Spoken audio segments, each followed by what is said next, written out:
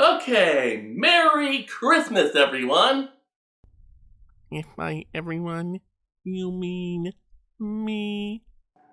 Where's Xylo? She's a winter elf. This is her busiest time of the year. Oh, right.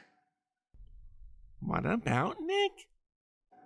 When Torgo took him offline, his consciousness got stuck in a diagnostic loop.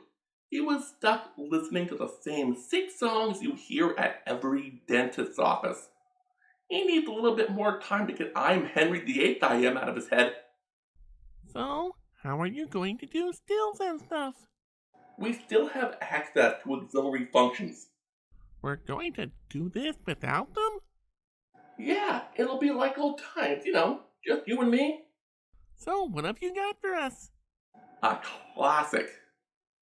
I just wish we were doing it under better circumstances. Batman the Animated Series, Season 1, Episode 2. Christmas with the Joker.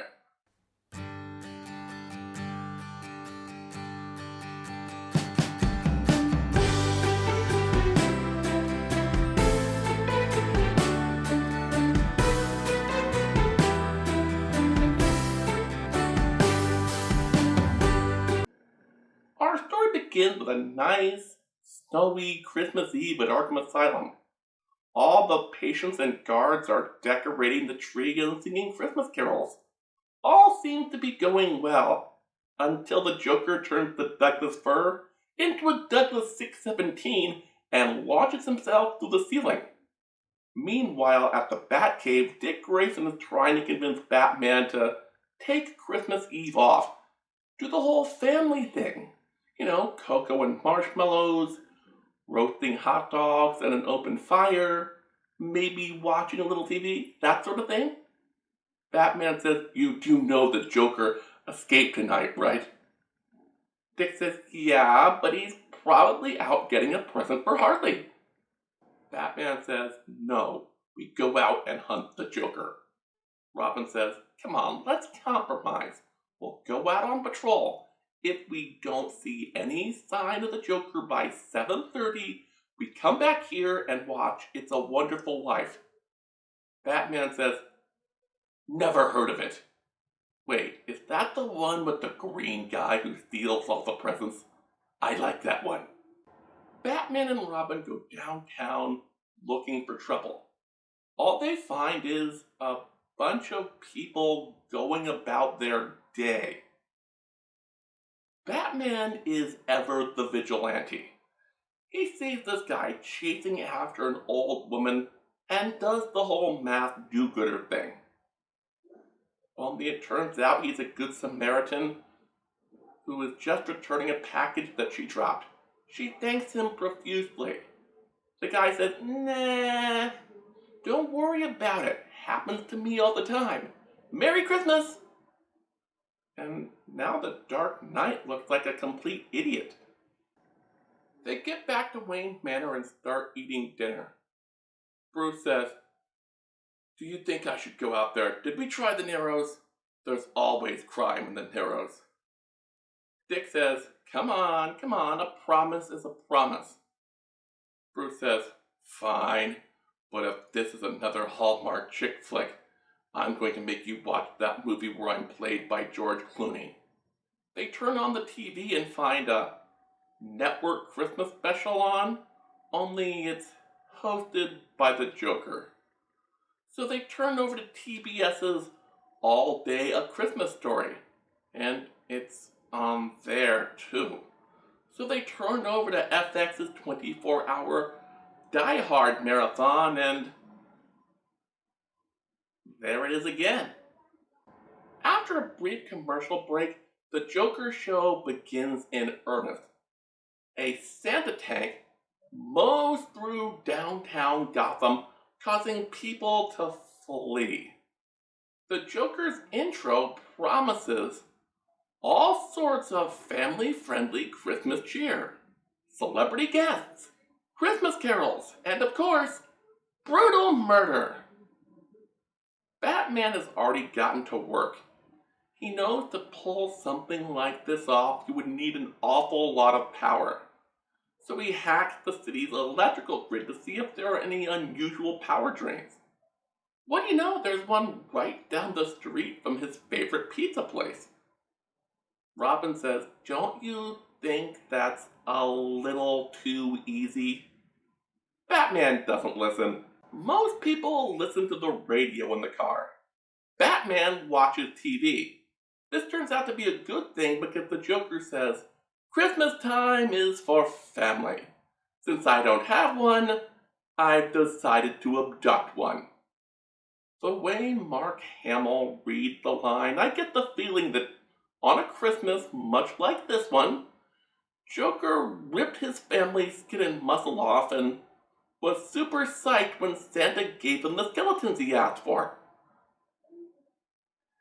Joker reveals an angry Jim Gordon dressed normally, TV news reporter Summer Gleason dressed up as a 50s housewife, and a pissed off Sergeant Bullock dressed up for a baby fetish party? This makes Joker realize why he hates having family around for the holidays. So Batman can have them as long as he gets there by midnight. Otherwise, he's just going to murder them and leave them out by the curb with the Christmas tree. The bulk pickup can handle it. As Batman and Robin approach the Joker's hideout, they notice there's something off about the Joker's act. He's doing a Senor Wences routine. He's talking about his very special present for Batman. It's a model of Gotham City, complete with an electric train set. Mr. Puppet Hand wants to go all Gomez Adams on the bridges. Joker says, "No, no, no. I spent too much time and effort on this model. Can't we have my goons blow up the real ones instead?" Oopsie! There goes the train now! Robin says, don't you think we should stop that train?" Batman begrudgingly says, "Yeah, too bad this isn't a fourth season episode. Then I'd have a friend who could solve that problem without breaking a sweat." Robin says, "Ha! Like you never have a friend." Joker decides to ask his family what they think of the show so far. Summer says, "It sucks, my mom is on that train." Joker says, "Look on the bright side. If it crashes, you can keep that Amazon card you got her for yourself." Batman and Robin hop onto the train. Robin unlatches the passenger cars. Batman rescues the engineer at the last second. The locomotive crashes into the ravine and goes boom. They continue their initial trace of Joker's hideout and find it's the Gotham Observatory. Only they find another present from Joker in the form of the telescope turning into a cannon. The Joker says, "That's right, folks. Our next act is the death of Batman." Batman says, "I'll draw fire. You shut it down." Robin says, "I dress in a red shirt and green shorts in winter. Drawing fire is sort of my thing." Batman says, "I gave you the easy job last time." And Robin does what he's told. While drawing fire, Batman takes out the Joker's antenna. He thinks that's a good thing, but nope. It starts firing randomly and raining fiery death on the city below. Robin enters the observatory. He finds it guarded by gun-wielding, clockwork Joker automatons. They start blasting everything in sight.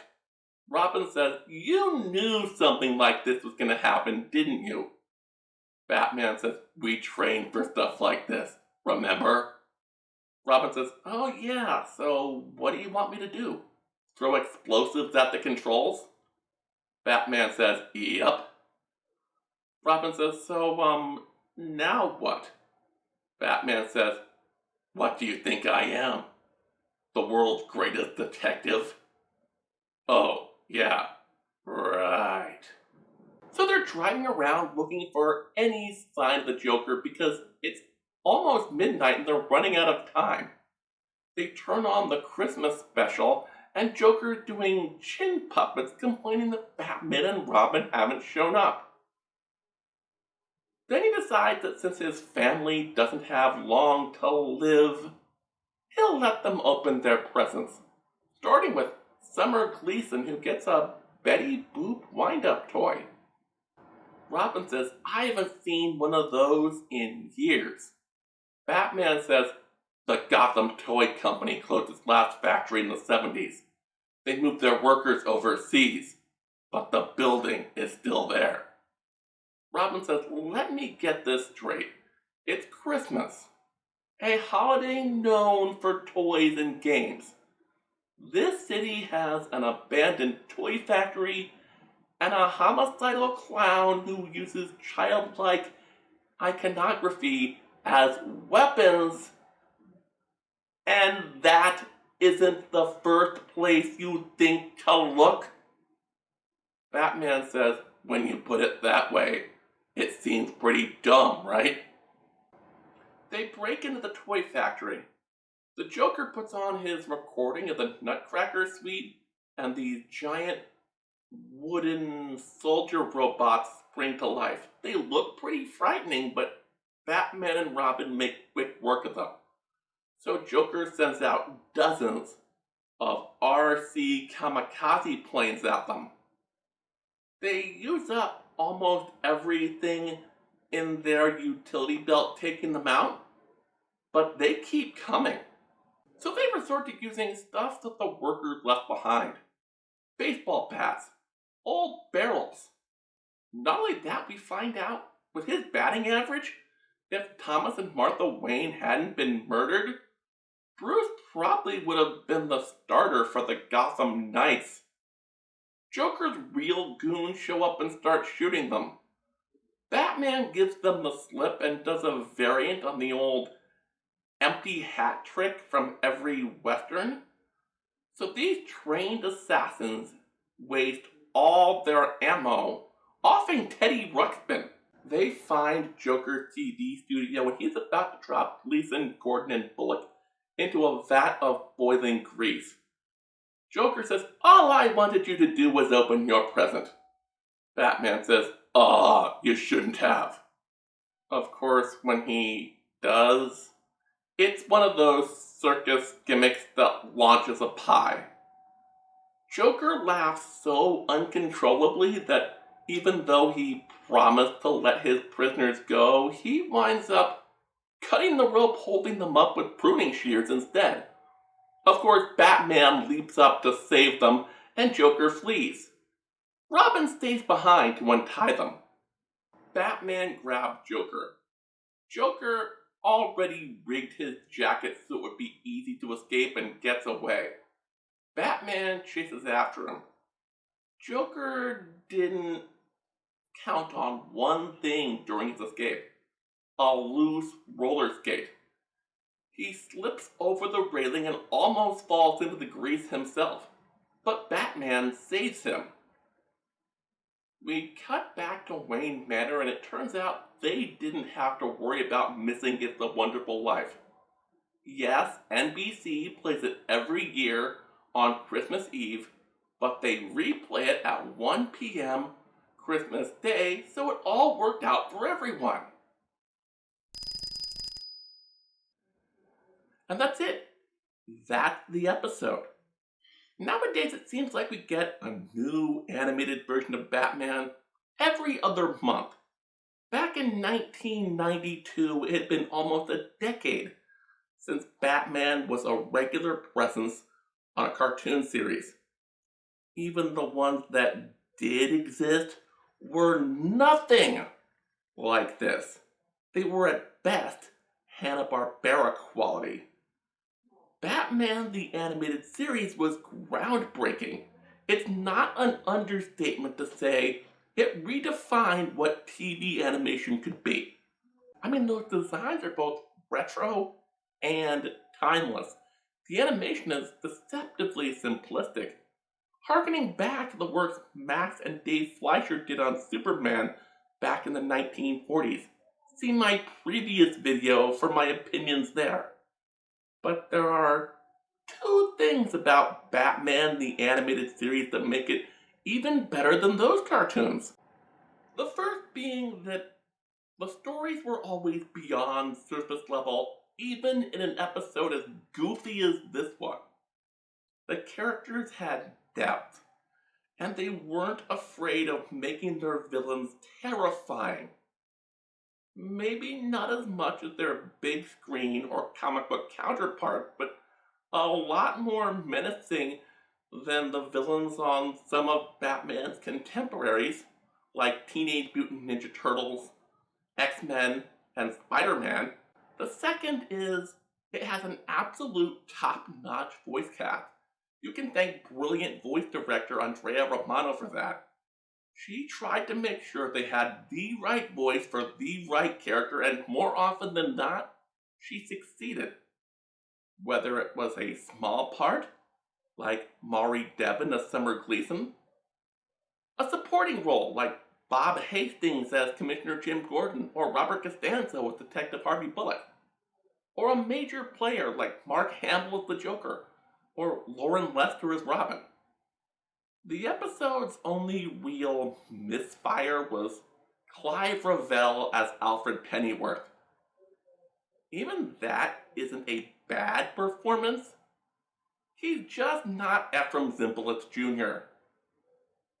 That's not a crime, but it damn well should be. But what about Batman? It's his show. He's the reason we're reviewing this. Right? Indeed. In more ways than one. I was gonna save this one for next year, but this November, when I was finalizing my holiday schedule, Kevin Conroy died. To me, that was like losing Batman. Conroy's performance is, simply put, perfect. He claims he went into the audition knowing next to nothing about the character. He read the script and that Bruce Wayne Batman thing he did with his voice just sorta happened. And with that simple thing that he really didn't even think about, he changed how people of my generation saw Batman. He made us realize that Batman and Bruce Wayne might be the same person, but they couldn't be more different. Okay, we understood that up here, in our heads, but he made us understand it with our souls. Any voice actor could say, I am vengeance. I am the night. I am Batman. Kevin Conroy made you believe it. Ever since I saw the trailers for the show back in 1992, almost any time I pick up a Batman comic, it's the voice of Kevin Conroy I hear in my head. All that being said, do I really have to give a verdict? Uh-huh. Okay, prepare to be shocked. Yes! We have an incoming transmission. On screen. Jess? What are you doing? This isn't your holiday special. It's not? No, I'll give you credit for one of your comic book things. Fine. I'll do another holiday special. But what's it gonna be? Maybe some Doc.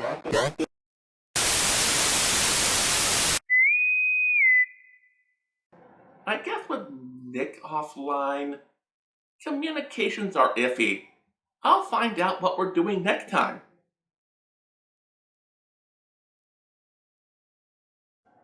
If you liked this video, please hit like and subscribe to see this channel grow and get your name on the credits. Visit patreon.com/ParityErrorFilms and become a patron today.